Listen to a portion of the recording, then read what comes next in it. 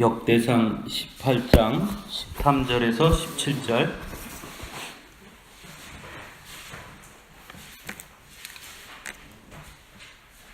같이 봉독합니다. 다윗이 에돔의 수비대를 두매 에돔 사람이 다 다윗의 종이 되니라. 다윗이 어디로 가든지 여호와께서 이기게 하셨더라. 다윗이 온 이스라엘을 다스려 모든 백성에게 정의와 공의를 행할세. 수르야의 아들 요압은 군대 사령관이 되고 아일룻의 아들 여호사밧은 행정장관이 되고 아히두베의 아들 사독과 아비아달의 아들 아비멜렉은 제사장이 되고 사호사는 서기관이 되고 여호야다의 아들 브나야는 그렛 사람과 블렛 사람을 다스리고 다윗의 아들들은 왕을 모시는 사람들의 우두머리가 되니라. 아멘. 이 역대상 18장은 이제 다윗이 17장까지는 어떤 종교적인 예를 들면은 언약궤를 가지고 오고 또 하나님 앞에 제사를 지내고 그 다음에 제사장들을 다 구분해서 성전을 지키는 사람 또 찬송하는 사람 이런 어떤 종교적인 부분에서의 기틀을 잘 마련한 것이라면 이제 18장부터는 정치, 그 중에서도 대표적으로 이제 외적들과의 관계, 그것을 쭉 이제 연결해서 이야기를 하고 있습니다. 먼저 이 이스라엘의 가장 주변에 가장 큰 이스라엘의 적국은 크게 세 군대가 있어요. 많죠. 많이 있지만 그때 당시에 큰 세력이 있습니다. 첫째는 블레셋이죠. 블레셋. 두 번째는 모압 쪽이 있죠. 그 다음에 에돔도 있죠. 그리고 아람 족속이 있습니다. 3-4개 정도 되죠. 이 네 종족과의 사이 관계가 어떻게 다윗의 시대의 시작이 되는가, 그것이 이 18장에 아주 함축적으로 기록하고 있습니다. 먼저 1절을 보십시오. 1절에 보면 뭐라고 나오냐면 다윗이 블레셋 사람들을 쳐서 항복을 받고 블레셋 사람들의 손에서 가드와 그 동네를 빼앗고, 두 번째 2절에서는 모압을 치매 모압 사람이 다윗의 종이 되어 조공을 바치고요. 그 다음에 3절에서 8절에 쭉 보면 6절에 보면 다윗이 다메섹 아람의 수비대를 두매 아람 사람이 다윗의 종이 되어 조공을 바치고요. 그 다음에 저 뒤에 11절, 우리 오늘 읽은 13절에 보면 다윗이 에돔의 수비대를 두매 에돔 사람이 다 다윗의 종이 되었다. 그러니까 블레셋, 모압, 아람, 또 암몬, 에돔 다 어떻게 했다는 거예요? 다 정복했다는 거예요. 그래서 이 이스라엘의 주변에 있는 이스라엘의 강대국들을 싹 끝장냈다는 거죠. 정복해서. 그러니까 주변국들이 다 정리가 됐으니까 이스라엘에 쳐들어올 수 있는 외적이 없겠죠. 그러니까 이스라엘이 평안한 시대를 이제 맞이하게 되는 겁니다. 이렇게 어떻게 보면 그때 당시에 블레셋이나 에돔이나 모압이나 아람이나 사실은 그렇게 만만한 국가가 아니에요. 훨씬 더 이스라엘보다 문명이 발전한 국가입니다. 그런데 그때 당시에 블레셋은 철기 문화가 아주 왕성했고요. 이스라엘은 아직 철기가 사울왕 때까지도 철기가 들어오지 못했고, 이제 다윗 시대가 되면 철기가 들어옵니다. 철기 문화가. 근데 이제 철기 문화가 들어오긴 하지만 여전히 초급 단계였어요. 그러니까 블레셋은 철기 문화가 사울왕 이전부터 아주 왕성했고요. 사실은 이 이스라엘 사람들이 블레셋에 가서 철을 사왔어요. 그러지 않으면, 또는 그 사람들이 쉽게 얘기하면 사온 칼 같은 거 있죠. 철로 만든 칼을 갖고 왔어도 그 블레셋 사람들이 그걸 갈아주지 않으면 쓸 수가 없는 거예요. 그런 기술들이 없는 거예요, 이스라엘은. 그러니까 이스라엘은 그때까지 다 무슨 문화냐면 청동 문화였어요. 그러면 청동하고 철하고 둘이 칼이 탁 부딪히면 어떻게 되겠습니까? 청동은 그냥 부러져 버리죠. 잘라져 버리죠, 칼에. 그러니까 사실은 문명적으로는 블레셋과 이스라엘은 비교할 수 없는 상태였어요. 물론 모압도 마찬가지, 에돔도 마찬가지, 아람도 마찬가지입니다. 오늘 본문에 3절에서 8절에 보면 여기는 아람 족속들이 연합군을 펼쳐서 오는데 그 연합군을 다 물리칩니다. 다윗이. 그러니까 이 다윗이 얼마나 대단했는지 알 수 있습니다. 그런데 오늘 본문에 이렇게 다 이겼는데 그 이긴 데에 보면 등장하는 말씀이 두 가지가 있어요. 공통적으로. 하나는 뭐냐면 조공을 바쳤다라는 하나 하고요. 또 하나는 뭐가 있냐면 어디를 가든지 여호와께서 이기게 하셨다. 이 말씀이 계속 반복됩니다. 그러면 조공을 바쳤다라는 말과 어디를 가든지 이기게 하셨다라는 말이 매우 중요한 말이에요. 우리가 기억할 때 보면 이스라엘 백성들이 가나안 땅을 정복할 때 하나님은 어떻게 하시죠? 그 가나안 족속 어떻게 하라고 그래요? 싹 멸하라고 그러죠. 싹 멸하라고 그래요. 또 우리가 아는 것처럼 사울이 전쟁을 칠 때 하나님 뭐라 그래요? 싹 멸하라 그러는데 사울이 어떻게 합니까? 남겨서 그랬다가 하나님한테 혼나잖아요. 그죠? 근데 그때도 뭐라 그러냐면 싹 멸하라 그래요. 어디까지? 어린아이까지 싹 멸하라 그럽니다. 그런데 오늘 본문에 보면 다윗이 이겼어요. 이겼는데 싹 멸해요. 그러면 조공을 바칠 사람이 있어요? 없어요? 없어요. 그러니까 이 다윗 시대의 전쟁은 다윗은 가서 그들을 싹 멸하는 것이 아니라 쉽게 얘기하면 정복하고 돌아오는 거예요. 그래서 오히려 조공을 받는 겁니다. 이것이 가장 왕성했던 때가 어느 왕 때냐면 솔로몬 때예요. 그 솔로몬 때는 다 조공을 받습니다. 그래서 그 조공을 받는다는 것은 무슨 뜻이냐면 그 나라에서 많은 곡식들이나 예물들을 가지고 오는 거예요. 그걸로 이스라엘이 어떻게 되는 거냐면 부강해지는 거예요. 네? 이스라엘의 땅덩어리가 농사를 많이 짓고 그럴 수 있는 게 아니잖아요. 그러니까 오히려 그걸 통해서 이스라엘이 부강하게 되는 겁니다. 그래서 후에 이제 성전도 짓게 되고 솔로몬 때문에 엄청난 공사도 할 수 있게 되는 것이 그런 이유입니다. 그러니까 우리가 흔히 생각할 때 이스라엘의 전쟁 그러면 너무 무서운 전쟁으로만 우리가 생각하는데 시대마다 달랐어요. 시대마다. 왜 달랐느냐? 이때 당시에는 무슨 시대냐면 왕정 시대잖아요. 다 각 나라의 왕들이 있고 각 나라가 형성되어 있는 그 시대에는 어느 한 나라를 싹 멸하고 싹 죽이고 이러지 않았다는 거예요. 오히려 가서 전쟁에서 승리하면 왕을 잡아다가 왕을 죽인다든지 또는 왕에게 항복을 선언받고 조공을 바치게끔 했다든지 그렇게 해서 나라들을 주변 국가들을 잘 다스린 겁니다. 그러니까 다윗이 주변 나라들을 잘 다스렸다는 거예요. 그러니까 예를 들면 우리 그 무협지 같은 거 보면 그런 거 나오잖아요. 이렇게 누가 이제 주인공의 아버지를 죽여요. 그 이제 주인공이 구사일생으로 살아요. 그러면 이제 주인공이 어디 이상한 데 가서 도인을 만나서 무술을 막 배워가지고 와가지고 아버지의 원수 그리고 와가지고 이제 아버지 원수를 갚잖아요. 그게 대부분 무협지 내용이잖아요. 그러면 한번 생각을 해보세요. 그 밑에 또 그 원수를 갚았는데 그 원수에 또 자식이 있으면 그 자식이 또 가서 열심히 도 닦고 와가지고 또 우리 아버지의 원수라면 복수는 몰라요? 복수는 복수를 낳고 이렇게 되겠죠. 근데 이 다윗은 다스렸다는 거예요. 정복하고 그들을 핍박한 것이 아니라 잘 다스렸다. 또 한 가지는 이 전쟁의 승리가 누구로 인해서 이 승리를 거두게 됐느냐. 이 역대상에서는 뭐라고 말하냐면 어디로 가든지 여호와께서 이기게 하셨다. 이렇게. 그러니까 다윗이 이긴 게 아니라 누가? 하나님께서 이기게 해주셨다. 이게 아주 핵심이에요. 그러면 여기에는 두 가지 의미가 있어요. 이기게 하셨다라는 것은 전쟁의 승리의 공이 누구에게 있다는 거예요? 하나님께 있다는 것이고 또 하나는 그 전쟁에서 다 멸하지 않고 이렇게 다윗이 오히려 통치술로 그 조공을 받고 이렇게 한 것 또한 누가 인정했다는 거예요? 하나님이 인정하신 거다 이런 거죠. 이제 이해되십니까? 그러니까 하나님이 이기게 하셨다라는 말이 바로 그런 의미가 있는 겁니다.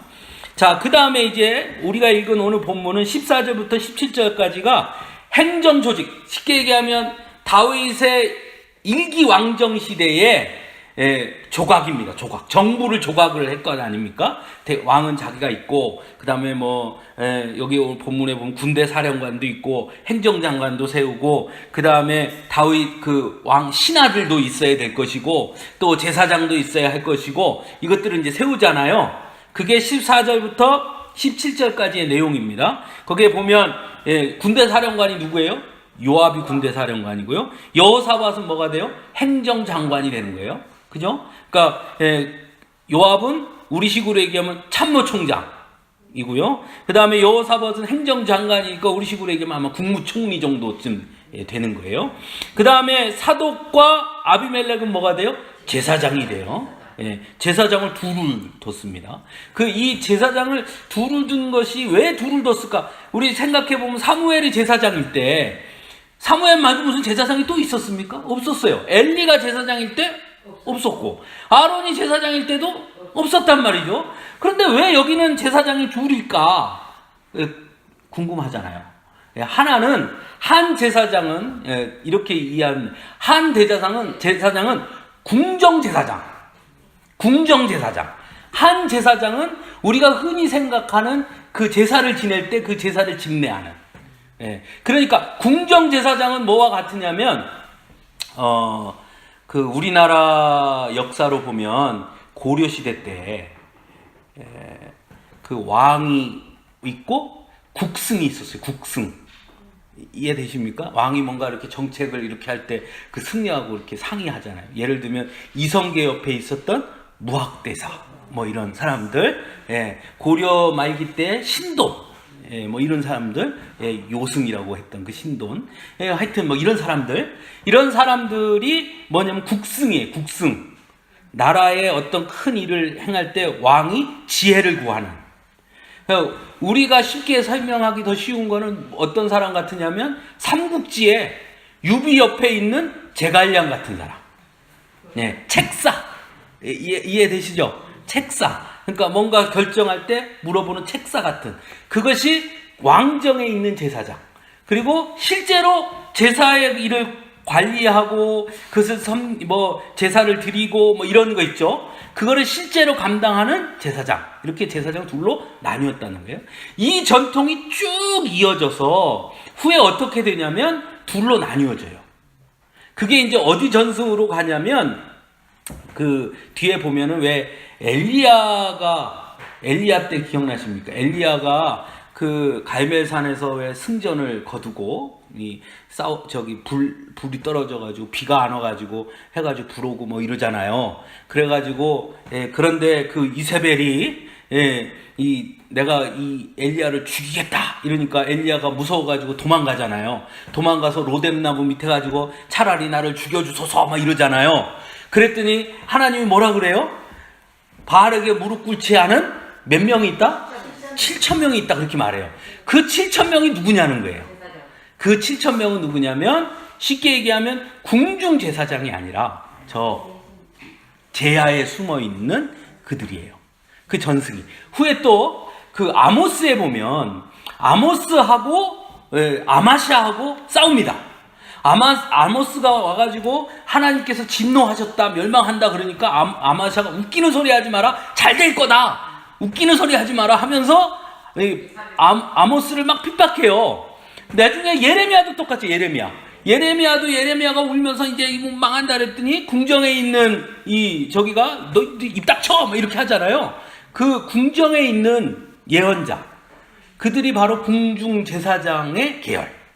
그리고 아모스 같이 갑자기 툭 튀어나온 사람 이런 사람들은 쉽게 얘기하면 궁 밖에 있던 사람들의 어떤 그 전통, 물론 그 밑은 아니겠지만 하여튼 그 전통이라고 보시면 돼요. 그러니까 둘이 있었다는 게 초기에는 그렇지 않았는데 후반으로 가면서 이렇게 갈라지게 되는 겁니다. 어쨌든 이렇게 둘이 되고요. 그 다음에 서기관이 되죠. 그래서 사워사라는 사람은 서기관은 뭐 하는 사람일까요? 왕의 기록하는 거예요.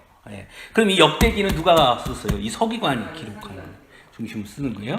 그 다음에 분하야는 그렛 사람과 블렛 사람을 다스렸다는 거예요. 그러니까 이스라엘의 주변에 있는 국가들을 많이 정복하고 다스리니까 띄워준 거예요. 너는 거기는 네가 다스려 이렇게. 그래서 분하야가 다스리게 되고요. 재미있는 것은 다윗의 아들들이 다 뭐가 됐느냐? 궁중 대신이 되는 거예요. 왕을 모시는 사람들의 우두머리, 궁중 대신. 그러죠? 그러니까 회의를 딱 이렇게 그 정부 회의를 딱 하면은 다윗의 아들들이 여간 많았겠습니까? 그렇게 쫙 다 있는 겁니다. 그래서 이렇게 한 겁니다. 자, 어쨌든 우리가 이제 본문의 내용은 아주 간단합니다. 본문의 내용은 하나님께서 다윗과 함께해서 다윗은 주변에 있던 이스라엘을 괴롭히던 모든 다른 이방 족속들을 정복하게 됐다. 그것은 하나님께서 함께 하셔서 하나님의 능력으로 다윗의 힘이 아니라 하나님이 이기게 해주셔서 이겼다. 그리고 두 번째, 오늘 본문에 보니까 이렇게 이제 조각을 합니다. 행정장관도 세우고 또 뭐 군대 사령관도 세우고 했다는 것은 그만큼 이스라엘의 기틀이 완전히 세워졌다. 그렇죠? 이스라엘의 기틀이 완전히 세워졌다. 이겁니다. 이 두 가지 내용이에요. 근데 이 내용에서 우리가 함께 좀 생각해 볼 것은 다윗은 이 본문에서 우리에게 그것을 가르쳐 주는 것은 그런 역사적인 사실들도 중요하지만 그 사실들을 우리가 아는 것도 중요하지만 그 사실들을 통해서 우리에게 가르쳐 주고자 하는 교훈이 있는 거죠. 그게 우리가 더 중요한 거예요. 다윗 왕 아들 이름을 우리가 달달달달 외우는 게 뭔 의미가 있습니까? 남이 나라 아들을, 왕의 아들을, 우리나라 왕들 이름도 잘 못 외우는데, 그 뭐하러 남이 나라 왕 이름 아들을 외우는 게 뭐리 중요해요? 물론 알면 더 좋지요. 그게 중요한 게 아니라 더 중요한 건 이 오늘 본문의 내용을 가지고 에돔을 어떻게 이겼느냐, 블레셋을 어떻게 이겼느냐, 뭐 블레셋이 몇 명이 쳐들어왔느냐, 그게 중요한 게 아니라 그 다윗의 시대가 이제 18장부터는 이제 쫙 펼쳐지는 거예요.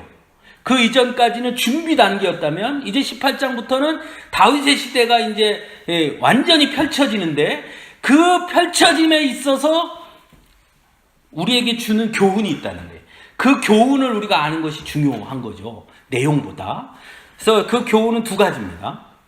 첫째는 아까도 얘기했지만 다윗이 이렇게 승리할 수 있도록 또 다윗이 이렇게 굳건한 나라를 세울 수 있었던 또 다윗이 다른 나라 옆에 있는 이방 족속들을 물리칠 수 있었던 그 배경이 어디 있느냐. 그게 중요한 거예요. 그게 뭐라는 거예요? 하나님께서 하셨다. 이 중요한 겁니다. 그리고 또 하나 중요한 건 그런데 하나님이 했는데 어떻게 했느냐. 오늘 본문에 보면 6절을 다시 읽어보겠습니다. 6절, 13절. 13절의 뒷부분에 보면 뭐라고 되어 있냐면 다윗이 그 다음 뭐라고 되어 있습니까? 어디로 가든지 여호와께서 이기게 하셨더라. 여러분 이거 아무런 그냥 그런 말이지 이렇게 느껴질 수 있어요. 우리가 자주 쓰는 말이에요. 그런데 여기에는 엄청 중요한 포인트가 있어요. 무슨 얘기냐면 하나님께서 너 블레셋을 쳐. 그래서 가서 블레셋을 물리치는 거 하고 다윗이 블레셋을 치러 가면 하나님이 가서 블레셋을 물리쳐 주는 것하고 뭐가 틀릴까요? 여기에 어디로 가든지라는 말은 하나님이 다윗한테 야 다윗아 이제 오늘은 블레셋을 칠 차례다 가라. 그러면 예 가겠습니다. 가서 치고 왔어? 야 오늘은 에돔을 가서 쳐라. 예. 그리고 가서 에돔을 치고 왔더니 야 오늘은 모압이다. 예 하고 모압을 친 게 아니에요. 거꾸로 다윗이 블레셋을 치러 가자 그러면 하나님은 너 오늘 블레셋이냐? 알았어 해서 어떻게 했다는 거예요. 다윗이 가는 곳마다 하나님이 뭐 하신 거예요? 가셔서 다윗을 위해 뭐 했다는 거예요? 일했다는 거예요. 하나님이 명령한 거에 순종한 게 아니라 하나님을 위해 다윗이 뭐 한 거예요? 다윗을 위해 하나님이 일하신 거예요. 이게 어디로 가든지 이기게 하셨다는 거예요. 대단한 겁니다. 정말 멋진 거죠. 이런 축복이 진짜 축복이죠. 그렇잖아요. 얼마나 행복해 생각만 해도. 내가 가는 데마다 하나님이 나와 함께 하셔요. 참 이런 축복을 우리가 받아 누려야 됩니다. 네. 그러면 자, 왜 다윗에게 하나님이 이렇게 특별한 사랑을 부어주셨을까? 네? 왜 하나님은 다윗에게 이렇게 절대적인 축복을 좀 사울한테도 이렇게 좀 하지. 그런데 오늘 본문에는 다윗에게 하나님이 그렇게 큰 축복을 주신 이유를 아주 간단한 한마디로 딱 요약을 해놓았는데 그게 14절이에요. 다윗이 온 이스라엘을 다스려 모든 백성에게 뭐 했다 그래요? 정의와 공의를 행했다. 왕이니까 내가 그들을 다스린 게 아니라 뭐라는 거예요? 그들을 위해 공의와 정의를 행했다는 거예요. 예. 왕이 되면 뭘 요구하느냐? 백성들에게 공의와 정의를 요구하죠. 그런데 다윗은 요구한 것이 아니라 자기가 백성들을 위해서 정의와 공의를 행한 겁니다. 하나님이 그거 기뻐하시는 거예요. 왜냐? 하나님이 하나님이 세우시는 왕은 백성을 위해 왕이 있는 것이 아니라, 왕을 위해 백성이 있는 것이 아니라 백성을 위해 필요한 왕이 되어야 하는 거거든요. 네. 세상은 왕을 위해 백성이 있는 거예요. 하나님이 이스라엘 백성들이 사무엘에게 우리도 왕을 세워주세요 했을 때 하나님이 뭐라고 말씀하냐면 너희가 왕을 세우면 그 왕이 너희를 다스릴 것이고 너희는 그 왕을 위해서 밭을 갈고 그 왕을 위해서 세금을 내야 되고 그 왕을 위해서 일해야 되고 뭐 이런 얘기를 해요. 지금 무슨 얘기냐? 세상의 왕정이라는 세상의 왕의 통치의 어떤 그 법칙은 왕을 위해 백성이 존재한단 말이에요. 왕을 위해 백성이 존재하는 거예요. 그래서 왕을 위해서는 자기 목숨도 버리고 왕이 최고 중요한 사람이에요. 그런데 하나님이 원하시는 거는 하나님이 우리의 왕이시죠. 그렇죠? 하나님이 우리의 왕이시죠. 하나님이 우리의 왕이시니까 우리한테 야 내가 왕이고 너는 내 백성이니까 날 위해 죽어 하지 않잖아요. 오히려 우리를 위해 누가 죽었어요? 왕이신 하나님이 죽죠. 그게 하나님의 왕이에요. 하나님의 왕은 그런 왕이에요. 그런데 사울은 자기가 왕이 돼서 뭐 했습니까?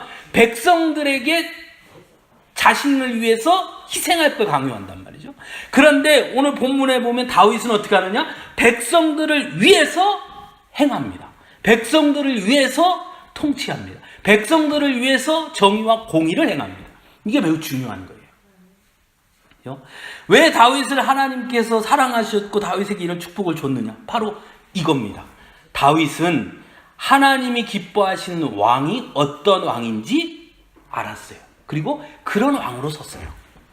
백성들에게 존경받는 왕, 힘 있는 왕, 부유한 나라의 왕, 능력 있는 왕, 뭔가 의시될 수 있는 왕, 이 왕이 아니라 다윗의 최고의 관점은 하나님이 기뻐하시는 왕이에요. 어떻게 하는 것이 하나님이 기뻐하시는 왕인가? 그러면 하나님이 기뻐하시는 왕이라면 백성들을 어떻게 다스려야 하는가? 이것을 다윗은 고민했고 그 고민에서 나온 방법이 뭐냐면 백성에게 정의와 공의를 행했다는 거예요.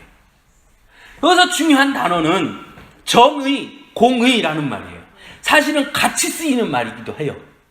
그러나 정의와 공의를 두 개를 같이 쓸 때는 의미가 틀린 거예요. 예? 이거를 뭐 번갈아 쓰거나 또는 그냥 어떨 때는 이렇게 쓰고 어떤 걸 저걸 쓸 때는 같은 말로 쓰이기도 해요. 하나님은 언제나 정의로우시다. 하나님은 공의로우시다. 같은 말이란 말이죠. 그런데 오늘 본문처럼 정의와 공의 이렇게 둘로 나눠서 쓸 때는 의미가 틀린 거예요. 정의는 뭐냐면 법대로예요. 공의는 말씀대로예요. 하나님의 뜻대로. 네? 하나님의 공의라는 것은 하나님의 속성이에요. 이 세상에 공의로운 자는 누구밖에 없어요? 하나님밖에 없는 거예요. 네? 하나님의 공의, 우리가 찬송할 때 공의로우신 하나님이라고 그러죠. 그 공의라는 건 하나님의 속성인데 그 공의라는 속성 속에는 뭐가 들어있느냐면 공평하시고 의로우시고 후회가 없으시고 완전하시고 이게 다 공의예요. 틀림이 없으시고 그게 공의란 말이죠. 그러니까 공의로 행했다라는 말은 무슨 뜻이냐면 하나님 앞에 묻고 하나님의 뜻대로 행했다는 거예요. 정의는 뭐냐? 하나님이 주신 법대로 뇌물을 먹거나 또는 부유하다고 조금 봐주거나 이러지 않았다는 거예요. 백성들을 모두에게 법대로 공평하고 정의롭게 했다는 거예요. 이거는 통치, 인간의 통치고요. 공의는 하나님의 속성이기 때문에 이거는 하나님의 뜻대로 했다라는 거예요. 그러니까 이 말 속에 다윗이 이스라엘을 다스릴 때에 두 가지 원칙이 있었다는 거예요. 하나는 하나님의 말씀, 하나는 법. 그죠? 네. 그렇게 다스렸다는 거예요. 그래서 우리 잘 기억해 보시면 다윗이 밧세바를 취합니다. 나단이 다윗에게 옵니다. 그리고 나단이 뭐라 그래요? 저기 어느 집에 양이 한 마리가 있고 양이 99마리가 있는데 손님이 오니까 양 99마리 있는 집에서 양 한 마리를 뺏어다가 잡아서 손님을 대접했다. 어떻게 하면 좋겠습니까? 그 다윗이 뭐라 그래요? 막 화를 내죠. 왜? 이건 법이 아니다 이거예요. 법에 틀렸다. 정의롭지 못한 일이다. 그럴 때 나단이 뭐라 그럽니까? 당신이 그런다 그러죠. 그러니까 다윗이 뭐래요? 꼼짝을 못하는. 왜? 자기는 뭘로 다스리는 사람인데? 정의로 다스리는데, 법대로 다스리는데 누가 법을 어긴 거예요? 자기가 법을 어긴 거잖아요. 그러니까 꼼짝을 못해요. 이게 다윗의 다른 점이에요. 저 같았으면 왕은 법 위에 있어. 짐이 곧 법이다 이랬을 텐데 다윗은 그 법 앞에 자기도 그대로 내려놓고 내가 법을 어겼구나 하고 딱 엎드리는 겁니다. 그래서 하나님이 다윗을 사랑하는 거예요. 하나님께서 다윗이 어디를 가든지 이기게 하신 그 하나님의 큰 축복은 어떻게 다윗이 그런 축복을 받았느냐? 다윗의 이 속에 이 정의와 공의로 백성을 다스리는 하나님이 원하시는 왕, 하나님의 방식대로 하나님의 백성들을 위한 왕으로 그가 왕이 무엇을 해야 하는지 정확하게 인식하고 그런 왕이 되려고 노력했기 때문에 하나님께서 그에게 이런 놀라운 축복을 주십니다. 우리는 항상 하나님의 축복을 받기를 원해요. 다윗이 받은 복을 받기를 다 원하시죠. 내가 어디를 가든지 하나님 나와 언제나 동행하시고 형통케 해주시는, 그죠? 내가 어디를 가든지 나와 동행하시고 나를 형통케 해주시는 그 축복을 받기를 원한단 말이죠. 다, 모두가 다. 저도 그래요. 저도 그거 받기를 원해요. 다 모두가 그거 원하는데 그러면 그 축복은 그냥 주어지느냐? 중요한 것은 그 축복에 물론 하나님이 주시지만 또는 내가 어떻게 해야 주는 것은 아니지만 그러나 다윗을 통해 우리가 깨닫게 되는 것은 다윗이 그런 축복을 받을 만한 사람이었다는 걸 우리가 안다면 나도 그런 사람이 되고자 노력하고 애쓰는 그것은 우리가 해야 할 몫이라는 거예요. 그렇죠? 네. 하나님은 우리에게 90점을 요구하지 않습니다. 야, 니네 90점 이상 돼야 내가 복 준다. 내 90점 이상 돼야 복 주는데 우리 기호순 권사님 88점이라 2점 부족 탈락 이거 안 한단 말이에요. 네? 우리 하나님은 우리한테 90점을 요구하지 않아요. 우리에게 원하는 게 뭐냐면 이걸 원합니다. 너에게 복을 주는 주인이 하나님이심을 인정하고 그 하나님 앞에 엎드려 하나님 제게 복을 주옵소서 하고 하나님을 인정하고 그 하나님의 말씀에 살려고 우리가 애쓰고 노력하면 그 앞으로 자꾸 나아가려고 넘어지고 자빠져도 또 일어나서 또 가려고 애쓰고 노력하면 하나님은 그것을 어여삐 여기사 은혜로 우리에게 주시는 거예요. 그런데 난 아무것도 안 해. 주던지 말던지. 그게 아니라 우리가 그 하나님의 은혜를 받고자 애쓰고 노력하는 그 자세. 그죠? 아이들이 시험 성적이 엉망으로 나오면 부모가 속상해요. 그런데 가장 속상한 건 뭐냐면 공부를 안 하는 게 더 속상한 거죠. 점수는 좀 적게 나올 수 있어요. 그러나 지가 열심히 노력이라도 하는 걸 보면 그래도 열심히는 하니까 하는데 판판히 놀면서 점수도 제대로 안 받아놨는데 와가지고 나 이번에 30점 맞았어. 그럼 정말 속상하잖아요. 30점 맞을 수는 있어요. 그러나 열심히 했는데 30점 맞으면 어쩔 수 없지만 하지도 않고 그러면 더 속상하잖아요. 그러니까 점수가 중요한 게 아니라 열심히 하지 않는 모습이 더 속상한 것처럼 우리 하나님께서 우리에게 바라시는 모습은 우리가 완전할 수 없어요. 우리는 하나님의 기준에 우리는 절대로 맞출 수 없어요. 하나님의 기준에 맞추는 것이 아니라 하나님이 우리의 주인 되심을 인정하고 거기에 복의 근원이 있음을 인정하고 하나님 앞에 매달리고 하나님 앞에 엎드리고 넘어지고 자빠져도 포기하지 않고 자꾸 하나님 앞으로 나가는 그 우리의 믿음, 그걸 보시고 주시는 거잖아요. 흔들리지 않는. 그렇죠? 그래서 더디더라도 한 발 한 발 나아가는 그런 자를 하나님이 기뻐하시는 것 아닙니까? 다윗도 이렇게 오늘 본문에 이렇게 훌륭한 사람이지만 그도 넘어질 때가 있었고요. 그가 이렇게 되는 데까지 겪은 과정 속에 그는 수없이 많은 고난을 겪었어요. 그럼에도 불구하고 그는 그 고난 속에서 하나님이 자신의 주인 되심을 단 한 번도 의심하지 않았고 끝까지 하나님의 주인 되심을 바라보며 나아갔기 때문에 하나님께서 이런 축복을 주시는 것 아니겠어요? 그렇죠? 우리도 그렇게 나아가면 하나님께서 우리에게 다윗에게 주신 그 축복을 주시리라고 믿습니다. 여러분들 모두 그 축복을 받아 누릴 수 있기를 간절히 바랍니다.